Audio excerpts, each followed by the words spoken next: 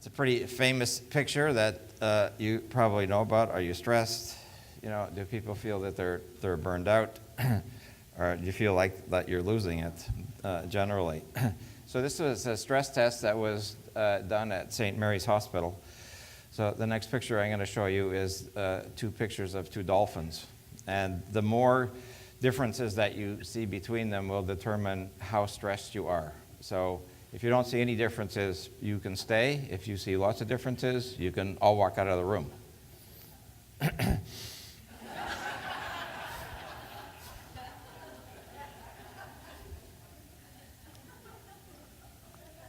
How come nobody walked out of the room? So we all know that stress is a natural part of life. It's something, in fact, if without stress you wouldn't do well, and with too much stress you don't do well. So somewhere in between is the balance, and the biggest thing about stress is not the stress, it's how you learn how to deal with it. That really becomes the issue. We now will say that stress is related to virtually all disease. There isn't any patient that we see in the clinic who doesn't have stress on some level. And it certainly doesn't have to just be on the physical level. It also is very much on an emotional level, which probably is having a greater impact, at least in my practice, on an everyday basis. So it totally leads to overload. But there is such thing as eustress. And eustress is something that you need to have on an everyday basis. Why? It's like tuning. It's a tune-up. It's tuning up you're just like if you to drive your car and never go to the mechanic and have the oil changed and spark plugs changed and all that kind of thing. Eventually the car would run, but it wouldn't run very efficiently. So eustress is a short-term thing. The body learns how to deal with it and moves back into, as James talked about, the idea of homeostasis. The whole idea is everything has to be in balance, and if everything stays in balance, we won't have a problem with it. Unfortunately, that isn't the situation in most circumstances. It's more often dealing with the area of what we call distress, same as the idea of dis-ease, where we have an imbalance of the two aspects. There is such a thing as hyperstress, which probably is most people with chronic disease, even though they don't realize it, it's hyperstress that they're dealing with it. But there is such a thing as hypostress also. There is the idea of, I'm assuming even, Buddhist monks who spend 18 hours in prayer have some degree of stress on their body that's necessary for people to be healthy. So we can either rust out or we can burn out. Rust out from not doing anything, or burn out from trying to do way too much of the things that are going on, because both of them are equally problematic. So, the fatigue can come on both sides of that equation. You can either be doing too little and be fatigued, or you can be doing too much and be fatigued. So somewhere in the middle is the balance where we are trying to be able to create problem solving and to be able to create the idea of, being satisfied with what it is that we're doing. Lots of different things will create stress. It's very individual. What is a tremendous stress to one person means nothing to the next person, and what you may consider not even stress is like, really? It's like, oh, that's nothing.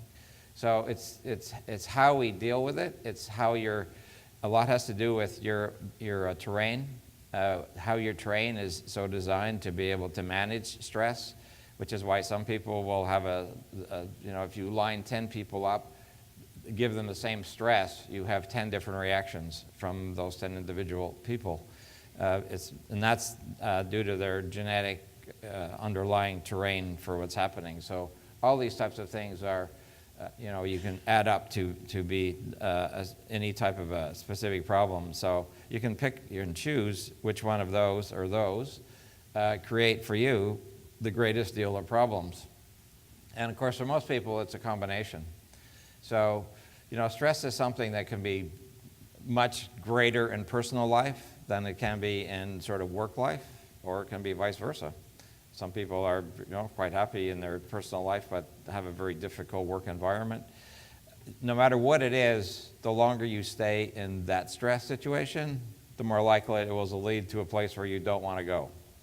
So one of the most important things as a practitioner, is asking people, what do you do on an everyday basis, and do you enjoy doing it? And since 60% of the U.S. population hates their job, the first thing they need to do is change their job. Otherwise, you just keep perpetuating the same problem over and over and over. And you say, well, why don't you change? And it's always, well, that's because it's what I have to do. It's financial, it's this and that and the next thing. However, in the long term, that's why people end up burning out. They end up not being happy with what it is that they're doing. So, we have all these different types of things. So the individual stress is not the issue. It's the continuous exposure and the inability to deal with it. That truly becomes the greatest problem, and it ultimately is what affects health. It ultimately is what affects one's quality of life. It ultimately affects one's purpose in life, of what it is that you're going to do. So whether we look at emotional stress, psychological, or behavioral stress, the manifestations of stress become very individual. Some people will be verbalized about it. Some people won't say anything about it and take it all in. So, if you have road rage, you can say that's one way of showing it, but another person may have a heart attack, and that's how they show it. So some seems to be clinically acceptable, some seems not so clinically acceptable, but unfortunately it's still the same underlying physiology that underlies these things. And anytime we get these laundry lists of conditions, there's certainly people in here old enough, like I am, to know that back in the 1970s, if I had presented that list, you would have been told that you have hypoglycemia, because it's the same symptoms. But then those of you who started practicing in the 80s would have said, oh, you have candida. And then if you had came in the 90s, it would have said, oh, now you have fibromyalgia. So now instead we say, well, now you have Lyme disease, because everybody has Lyme disease, because it's the same symptoms. So, what is it? Is it Lyme disease? Is it chronic stress? What is truly underlying that? So the reality is the name of the problem is not the problem. It's the underlying physiology that becomes the issue. And so, as we talk about conditions, it's not really the condition that we really need to be dealing with. It's why do you have that condition? If we have stress that's creating all these types of symptoms, it's so we can, how does medicine try and deal with those? You just try and stop all the symptoms. So our goal isn't to stop the symptom. Our goal is to help people understand why you have it in the first place. So there's your list of whether, once again, it's fibromyalgia, but it could be Lyme disease too. And it's not that those conditions don't exist. They do exist. They're very real. However, the underlying reason that they happen is very similar. As Bernard said back in the 1800s, it's really all about maintaining the internal milieu. Keep that, which is what physiology is. And that's what bioregulatory medicine is. That's what biological medicine is. How do you get the body back into a state of balance? No matter how you approach it, no matter, what practitioner, what therapist you end up seeing. So if you have TMJ pain, you probably go to the dentist. And the dentist does things on the TMJ. But, what if that same stress isn't causing TMJ pain, but it's called knee pain? So then you go to the orthopedist. Or it's causing you to have IBS, so then you go to the gastroenterologist. Or it's causing you to have headaches, and you go to the neurologist. And it's all the same problem. Yet you go to all these different doctors to try and solve the same problem. So that's why specialized medicine is really fraught with lots of problems, because they never look at the problem. You can't identify an individual symptom as to where the problem is. Those are only the signs that you have a problem. And so, of course, we have lots of different types of, once again, here's our laundry list that can be any and every condition that a patient walks into an office with. It's just this ongoing challenge of where it is, and we try, oh, well, it's this, it's that. Yeah, but it still comes down to underlying physiology that we see as potentially a real problem. The number one, difficulty focusing and concentrating. In other words, brain fog. It's a very common symptom in Lyme patients. They say, or in pregnancy, I have pregnancy brain. It's like, really? It's the pregnancy brain? No, it's an underlying physiologic change of the body that ultimately is producing the fact that we have lousy oxygenation up into the brain. And as James, I'm sure, will talk about tonight, when you do CRTs and you look at people's circulation up into their head, most people from their collarbone up hardly have lousy circulation, and it's nearly always lymphatic. You'll look, so vast majority of people who say, well, I can't think, you look at their circulatory pattern, you look at their lymphatic congestion, it's like, well, no wonder you can't think. You have really poor blood flow up into your head, and says, so then you say, well, what does the dentist have to do with this? So that, of course, the teeth are involved in that aspect, and if you're not getting good circulation up above your collarbone, you're going to have lots of different types of problems, including lots of reasons that people go to psychiatrists, people are on antidepressants, people are on Xanax, and a whole host of neurological type problems that in reality are simply a circulatory lymphatic type problem. Another reason that people go to doctors often, and is every other corner, is a weight loss clinic. People are always wanting to lose weight. And they say, and they think it's the whole idea now of, calories in, calories out. That theory doesn't make any sense anymore, because it's not about calories in, calories out. You don't lose weight by restricting calories or doing more activity. In fact, most people will find when they increase their activities, they will gain weight. And the reason is because exercise is a stress. And when you increase your cortisol, you won't ever lose weight. Because cortisol, being a stress hormone, is also a fat hormone. It'll cause you to gain weight. So the number one way to lose weight is manage your stress first. Then start looking at what the diet aspect of things are. So when people say, no matter what I do, I can't lose weight, or the option is, I can't gain weight. Same thing. It's a cortisol issue that has to do with how we learn to manage our stress, which is a really important aspect of, the ability to keep your weight. Ideally, you say, what was your weight in high school? That's more or less, we'll say, even though your nervous system hasn't fully matured, your body systems have more or less matured by the time you get into college. So when you start looking at what was your high school weight, per se, that more or less is what the body can keep it at, literally for the rest of your life. But of course, we know that doesn't happen. We know that people gradually, and just by biochemistry, we know that metabolism slows down considerably. We know all the DHEA and all the sort of anti-aging hormones get less and less and less, which means, maybe we're supposed to slow down. Maybe we're not supposed to keep trying to do everything that we did, when we're 18, when we're 78.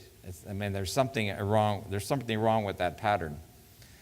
In a typical day, the body produces about 25 to 35 milligrams of cortisol in a typical day. It also produces about 50 milligrams of DHEA and about 3 to 5 milligrams of aldosterone. And that's what's supposed to happen. However, under stress, those numbers go up 6 or 7 times in a typical day, which means you have 6 times too much cortisol in your system, or any of these other hormones that are circulating. The half-life of cortisol is 1 to 2 hours, normally. But what happens, as we'll see, is that the stress events happen continuously during the day, so it never goes up and comes back down. So it's very rare that people will have so-called normal levels of this cortisol. These are some of the physiologic functions that it has. Probably the 2 things that stand out for most people is that cortisol increases blood sugar. So in our practice, we see lots of people who are so-called pre-diabetic, which not really are diabetic, yet they have a pristine diet. They say, well, they're not overweight. They make excellent food choices. Why are they diabetic?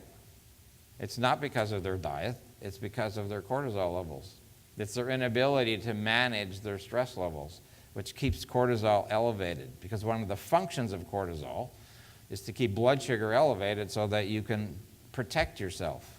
Because technically when your blood sugar drops, your brain can't think well, you can't respond to some type of a flight or fright. In that type of a situation and circumstance, the adrenal gland will produce more cortisol to basically allow you to keep being able to protect yourself. Obviously, it's important for allergies and inflammation. We know, of course, in medicine, it's handed out as a prednisone in high doses when somebody's in a state of either a severe allergy or autoimmune disease, whatever. And it's above physiologic limits, because usually it's a higher dose than 25 or 35 milligrams. It has an effect on basically every tissue. And any of yourselves or people that you know who have taken prednisone know that there's an appetite change, know that there's a personality change that is associated with it. It does have a huge impact on every organ.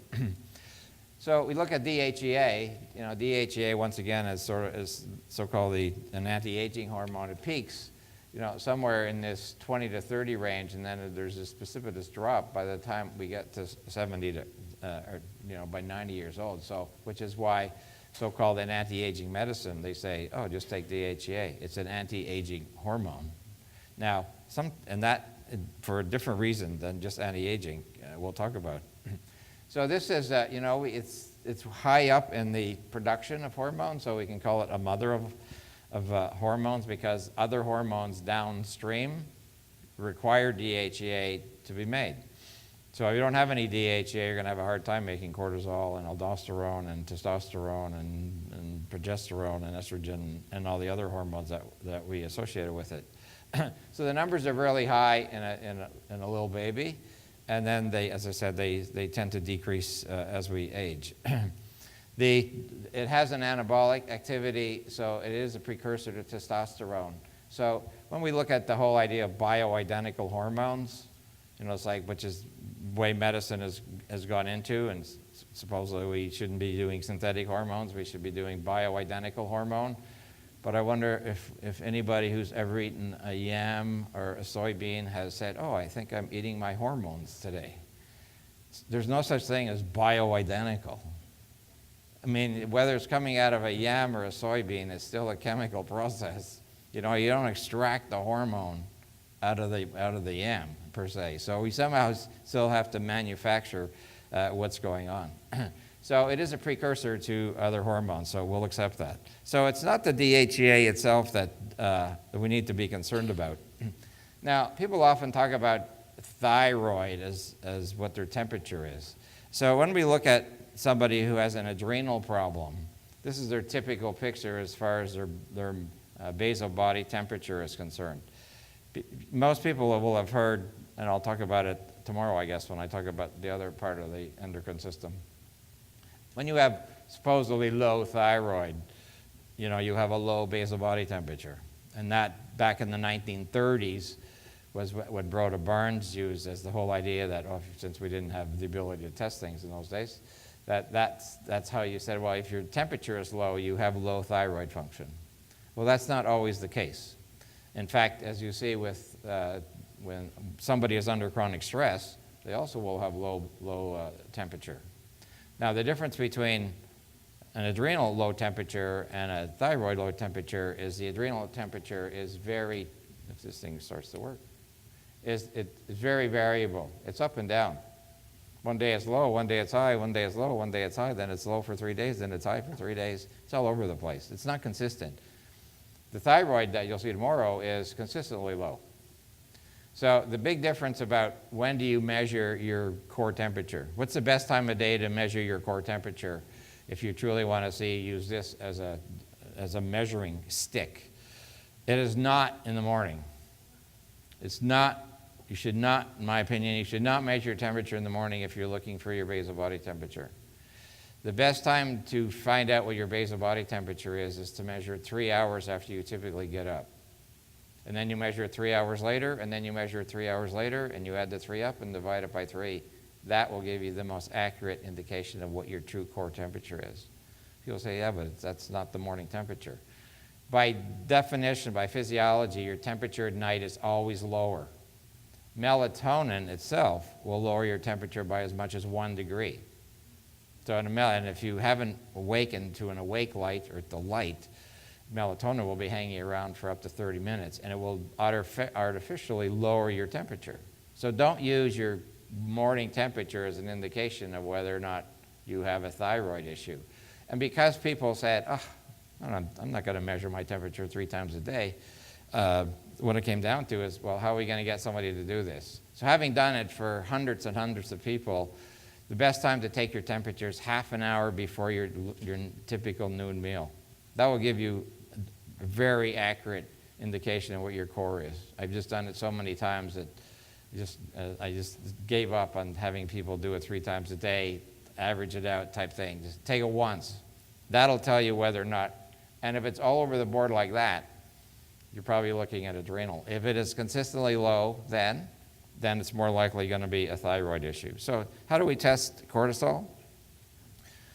These are sort of the standard methods. Blood, saliva, and the urine is now the most common one.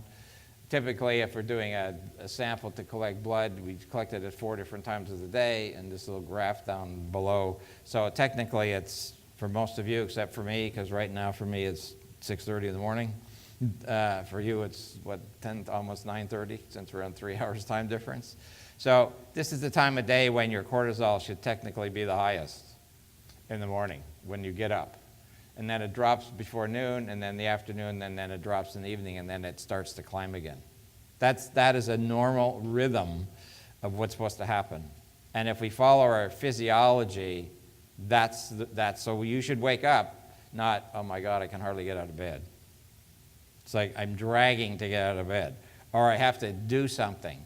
Or if you get out of bed and you say, oh, I'm so stiff, your lymphatics are so congested. You need them, so when you move around and start moving your limbs, oh, now I feel less stiff.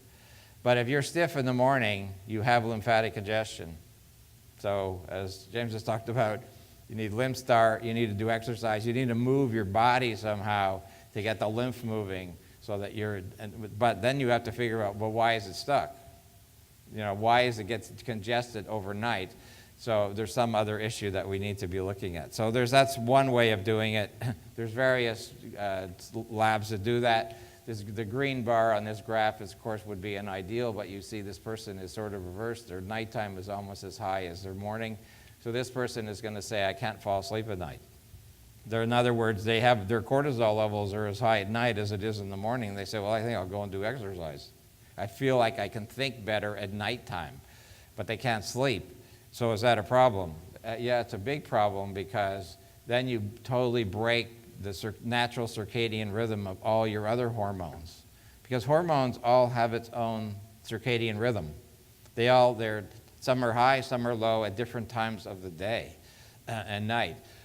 Some of you probably take thyroid hormone, and you've been told to take it in the morning, away from food, which is true.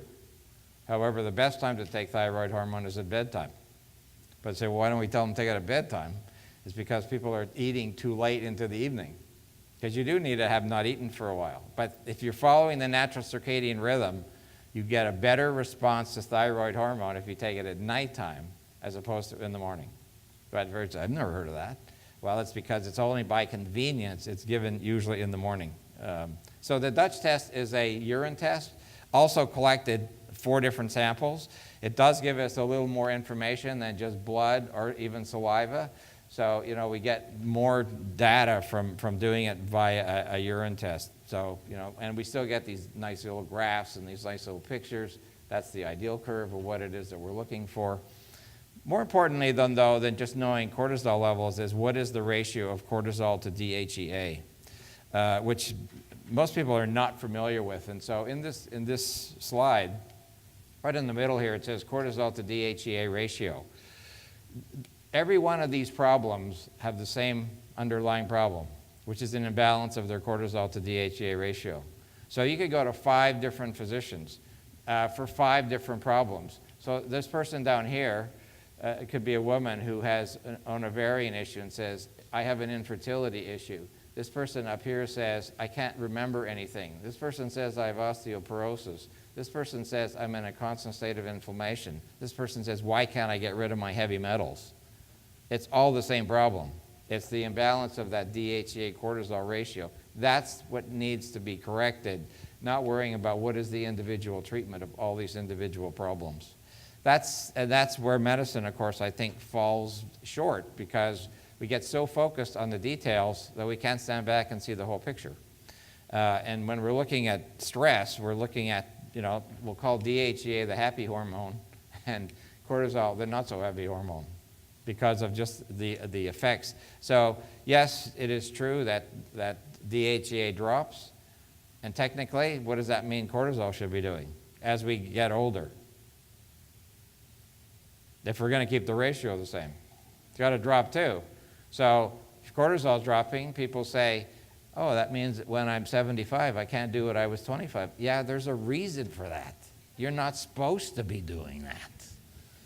It's like, but somehow we think that we're supposed to, just go until the day we don't get out of bed one day and say, I just think I'll just stay asleep forever. So we do look for a ratio, and depending what lab is being used, the ratio, will be somewhat different. In this particular one, the ratio is showing between 5 and 6, more or less. So DHEA being, about 5 times greater than the total cortisol. But there's also a couple of other ways that your doctor can assess things. Just from a typical chem screen, we look at these electrolytes. Less than 30 can be an indication of that. Also, when there's a lot of people who are being treated for thyroid problems that are not. In fact, 60% of thyroid problems are not thyroid problems.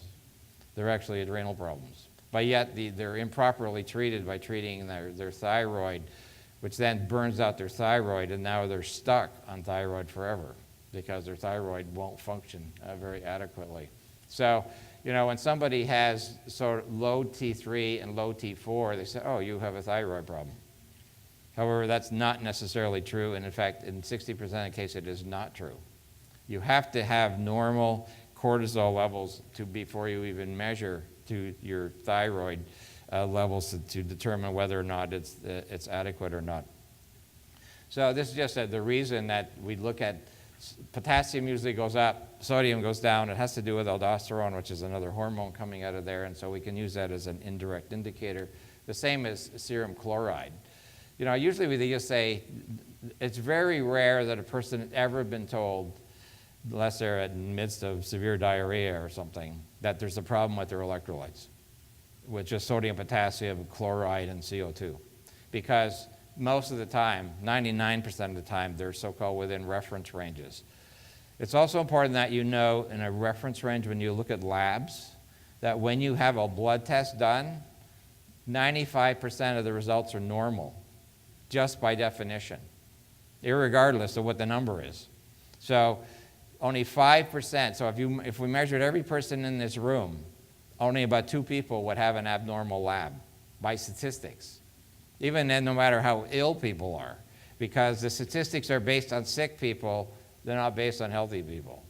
And if too many people fall outside the 5% of reference ranges, they just widen the reference range, so that there still is only 5% of people outside the reference range.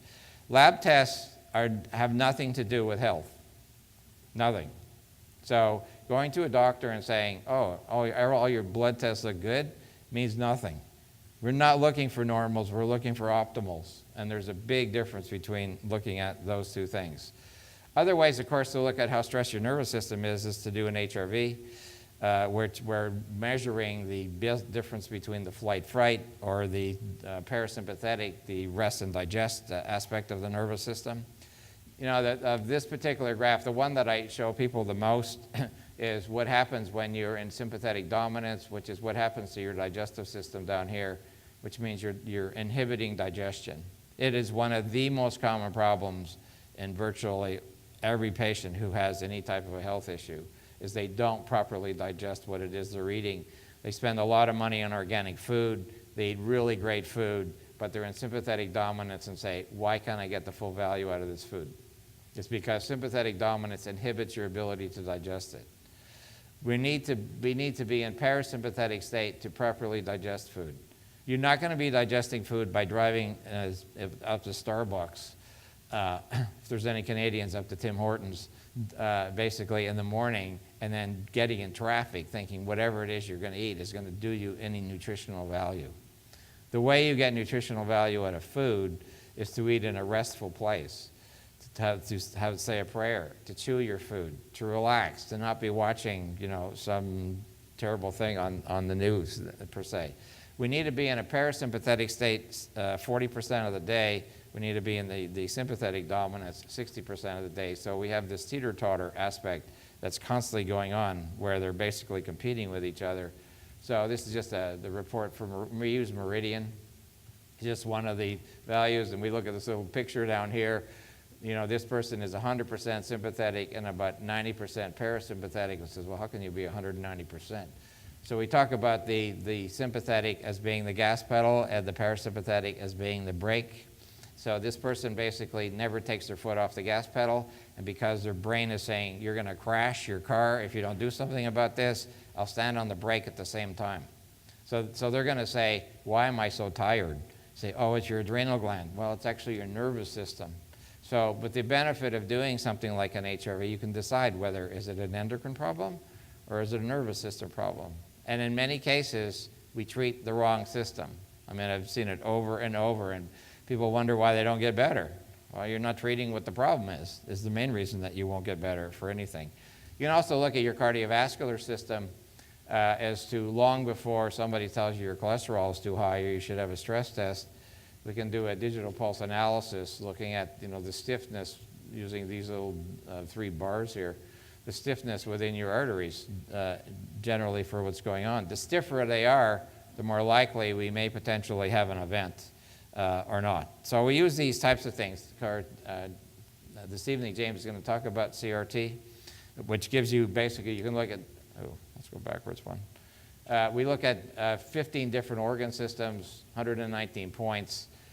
You get a really good overview of, in an internal way, by literally using cold as a stress on the body, what happens when your body is under stress of some type.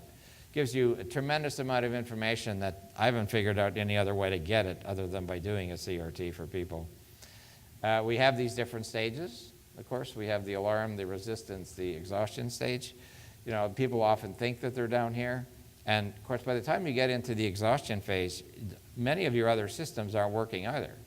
So because everything, the body, as you know, works by compensation. There is no such thing as, one system working independent of any other situation. So if you're in your everyday life, this was all that happened to you. You encountered some stress event, cortisol went up for 1 to 2 hours, and then went back to normal, we'd all be happy. Unfortunately, that isn't what happened. This is what happens. It's continuous, and so it never gets back to its baseline. And this is something, as I said, that becomes cumulative. And it's the cumulative stress that ultimately creates these problems. So, if we have a single event, it's great, but when we have multiple events, the stress levels maintain at a very high rate, and then you get your imbalance of cortisol, you get your imbalance of DHEA, you start getting the laundry list of symptoms that could be said to be anything. Lyme disease, hypoglycemia, fibromyalgia, chronic fatigue, autoimmune disease, arthritis, I can't think, I have a neurological problem, you name the organ system, and it doesn't matter because every individual will move it to their specific organ system. Here's a person who has a very low cortisol output. Their ratio, DHEA ratio, is 245, and you can treat that person until the cows come home. Until you balance that ratio, they're never going to feel right. You have to get that ratio balanced because that's how the physiology is working the most efficiently. So, of course, everybody thinks, oh, stress is bad. It's like there's nothing that's good. How can stress possibly, do anything great for what it is that we need to do? So, stress, believe it or not, can be your friend if it's managed properly, and if you learn how to manage it properly. Because as I said, you'll either rust out or you'll burn out. So somewhere in the middle, we need this idea of eustress. You need to be doing things, which is why we talk about, what did you do yesterday that was fun? And hopefully you'll all be able to say, I did this because it was fun. So which I say is the last thing you always have to say to yourself when you go to bed. What did I do today that was fun? And if you say nothing, then you got to get out of bed, go and do something that's fun, so you can go back to bed and say, I did this because it was fun. Because if you don't have fun every day, you're going to have a very difficult time making stress your friend in time.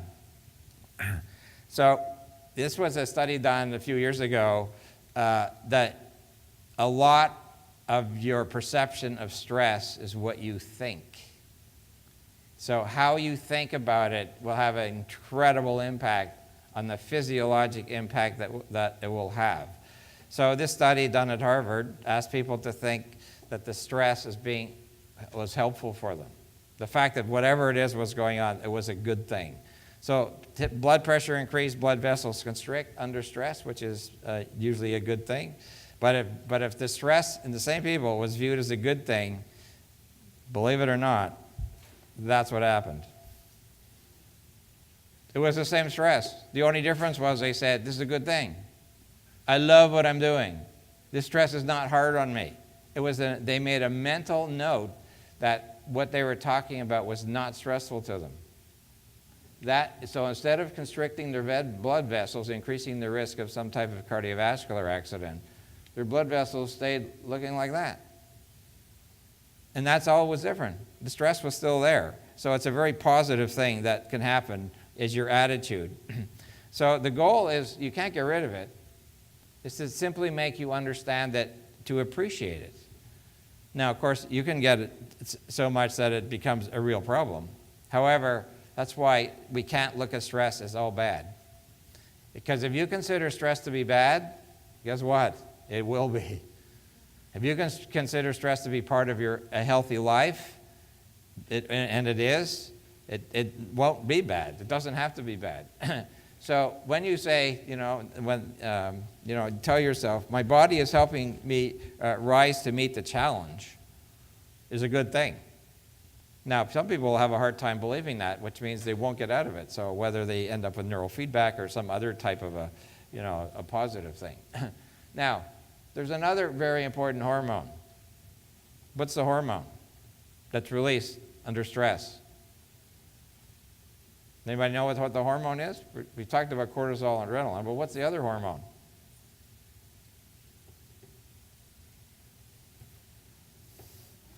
Oxytocin.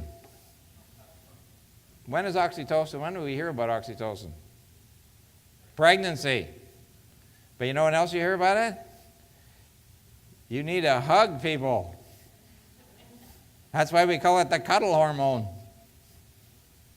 So hugging people releases oxytocin. It's a very positive thing on your body. So it fine-tunes your social instincts in general.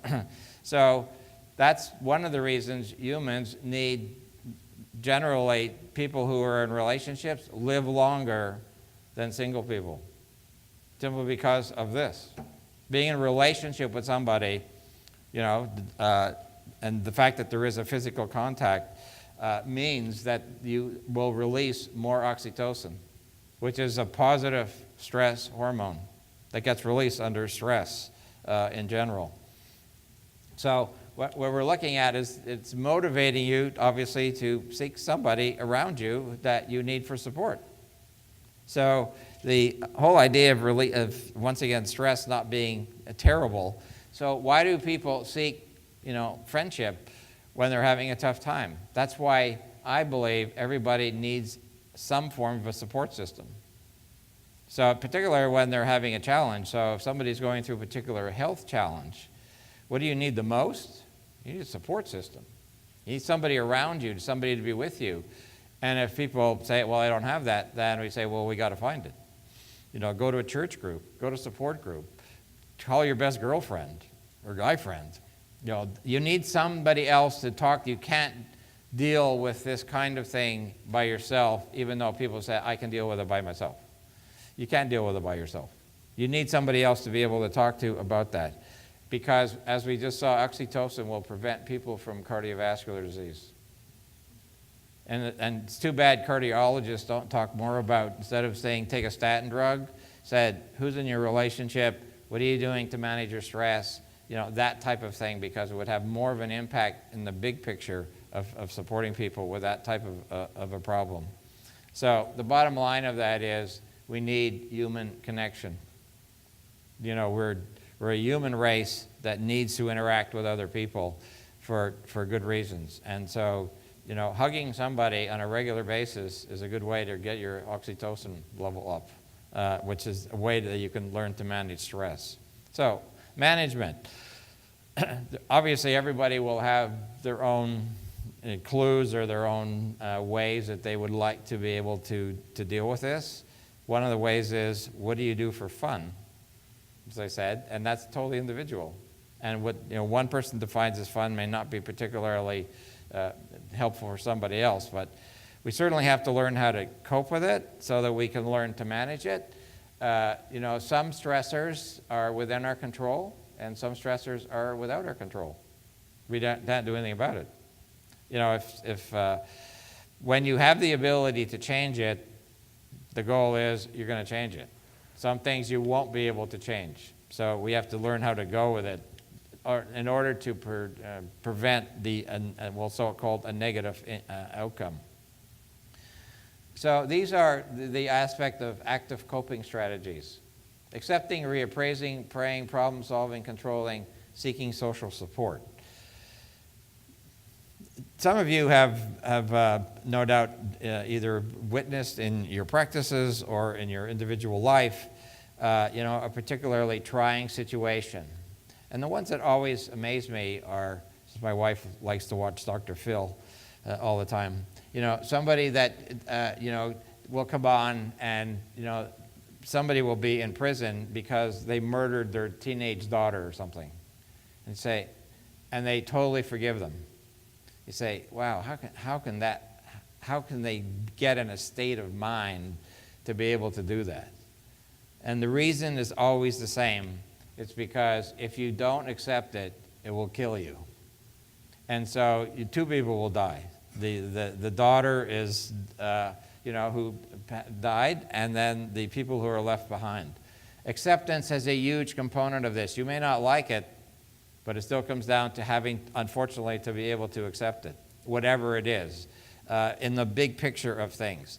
Holding a grudge will never allow a person to really get back into a place of balance. And those of you who treat cancer, who have read Alzheimer's work out of Germany from years ago, realize that, his idea of cancer, there's always, and it's my belief too, there's always an emotional event associated with cancer. You'll never see a cancer patient who doesn't have an emotional event somehow associated with it. That truly has to be dealt with. I remember years and years ago, a 50-ish-year-old woman who had lung cancer. It was so obvious that it was her divorce that was the initiation, because the lungs, as you know, is how we communicate. It's how we communicate with the outside world. We take, oxygen in from the plants and we give off CO2 back to the plants. It's how we literally communicate with the universe. And so her issue was definitely this very bitter divorce, her lack of communication with her ex-husband. And I kept saying to her, you've got to deal with this. And she says, I'll deal with it after I get over my cancer. Well, she died of lung cancer because she didn't deal with it. And until that has to become part of the treatment, not only whatever else the treatment is, and it's not just cancer, because I believe all chronic diseases have an emotional part that's underlying. And however one learns to deal with it, I think is an important component of what it is that we need to do. So some of you, last year, I think I did. I've done so many presentations. No, maybe it was the one I did in Cape Cod where I talked about natural laws. The whole idea of natural laws, eating well, going to bed on time, drinking water, relaxing, having fun, all that kind of thing is an important piece of, this whole thing about my exercising is a piece that I'll talk about in just a sec. So healthy eating, what's the best diet for a person? The best diet for a person is your temperament diet, which is part of your terrain. So we inherit that. So we can talk about food sensitivities and food allergies and all this other thing, but it really comes down to something that was preconditioned what is the best food for you to eat is based on your temperament. So if you've ever read Shakespeare and when you were in high school or college, he always talked about the different characters of temperament that, of the actors. And we'll call it 4 main temperaments that people have. And, why do some people prefer to eat a big breakfast versus a big dinner versus, a light lunch and cool or hot foods? It's all based on your temperament. It's a predetermined component. That is the ideal diet eventually for everybody. It's a great little cartoon. What fits your busy schedule better, exercising 1 hour a day or being dead 24 hours a day? So, it's like whatever. And in fact, there's a little video called 23 and a half hours that I highly recommend to YouTube. I highly, highly recommend you all watch it because the exercise is walking. It's the best exercise anybody can do. And after you watch that video, said, yeah, that's what I need to do every day. 150 minutes a week is the goal of walking. Is definitely an important. Yoga, stretching is an aspect of that. There's some aspects, however, of, this is a totally different aspect. The most important thing about whatever activity you do is that you end the activity with an extension, with some form of an extension. The best way to do extension is to get one of those big balls and lie on it. And why? Because if we work with a chiropractor in Phoenix who probably is the only chiropractor who doesn't believe in standard manipulation, because he has so much proof and so many cases to show that standard manipulation actually increases the problem as opposed to solves the problem.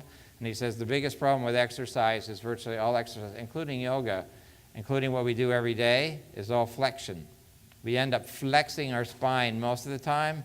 We do not extend our spine. So whatever activity, even if it's walking, you should always finish your activity by as much extension as you possibly can, because we don't put our spine into enough extension, and you end up with, what he's calling stenosis, which is different than when most people think about stenosis. It's simply a narrowing of the foramen through which the nerve is going to be irritated in general. So relaxation, obviously, whatever that means to a person, how you get there. Meditation, of course, is an important aspect. Cognitive therapy is a very positive aspect also of helping people get into a healthy place. Gandhi has a pretty important saying, the weak can never forgive. Forgiveness is an attribute of the strong. So forgiveness is an important aspect of learning to manage your stress. Having a structure, having organization, having systems, setting goals are all also a very helpful way to be able to manage long-term stress itself. It goes without saying, it's like, why do babies sleep all the time? Obviously, they're growing. My favorite saying about a baby, you know what a baby is? It's a balloon full of water. It's a balloon with a bunch of skin. It's like 80 to 85% water.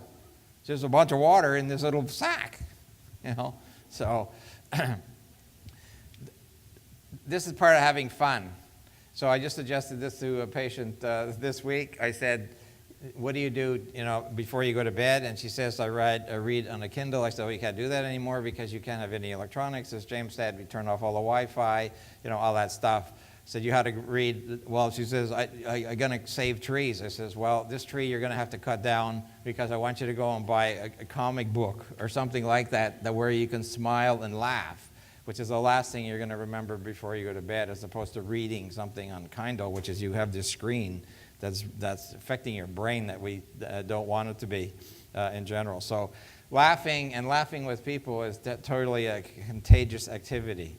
You're going to see a workshop on play therapy, so it's a pretty important aspect also. Be a kid. Be a kid again. Do what play with grandkids and all that type of thing. Finding a hobby that you enjoy, or be a volunteer. All those types of things are incredibly helpful and important. Having some type of spiritual belief, doesn't matter who or what it is, but the fact that there's some higher power, I think, truly leads us to a point in the middle here of getting to a place of holistic health in general. Biomat is something that many of our patients have. You can buy that. You can lie on that. It'll definitely help people get into a much more parasympathetic place. which will help their relaxation. Doing a massage, getting a massage regularly, having body work is also something that can be very helpful. Sound beds, something that you can put in your clinic. You know, our nurse had nothing to do that day, so I just said, well, why don't you have a little sleep? You'll refresh yourself in general. Or in this, so the vibroacoustics idea is that, so basically it's a water bed here, and then putting the headphones on and the eye mask, taking that, and through this little device here, you can program, you know, an energy appropriate to whatever the patient is trying to deal with. And it's not just through the headphones, it's actually going through the whole bed itself. The zone is also something that we have in the clinic also, which is sort of the ultimate, because we use a vibration, sound, and light waves. It totally puts people into a different plane.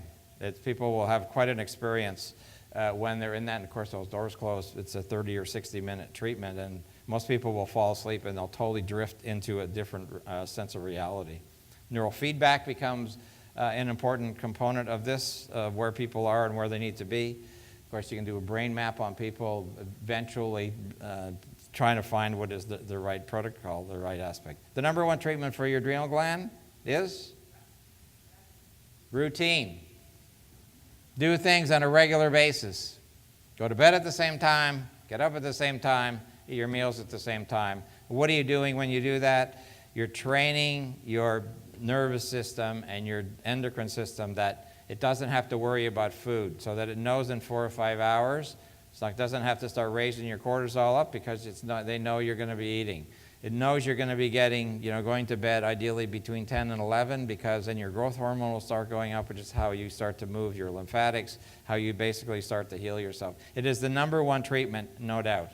So routine, and then we do some basic things here. We talked about water and some basic vitamins, minerals, B vitamins, essential fatty acids, et cetera, are all things that are supportive. Now we can get into some very specific things, whether they're herbal medicines. We see DHEA and pregnenolone, which are definitely can be supportive of the process overall. We can also do organo remedies of that. The challenge with the adrenal aspect for people is that it takes a while. It's not something that happens like that. It can take it takes a long time for the body to break down. People are very disheartened when they say, oh, this may take a couple of years to get you back. But it's what it is, it's what it will take. Realize that all stress is not bad. If it's too much or too little, that's going to be a problem in general, which is obviously what we're trying to avoid per se. So we know that we have stress as a piece of this that we need to be mindful of. There are stressful situations that you will be in. However, you may not be able to smooth out the surf, but you can certainly learn to ride the waves in general. Okay, we have a couple minutes for any questions that people have about anything that I just talked about.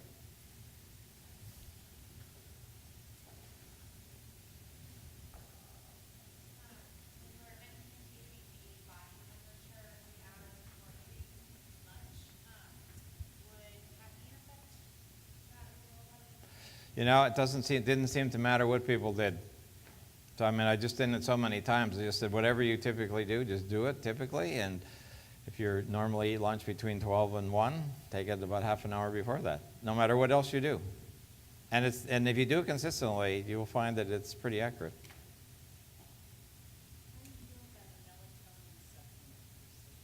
Melatonin for sleeping.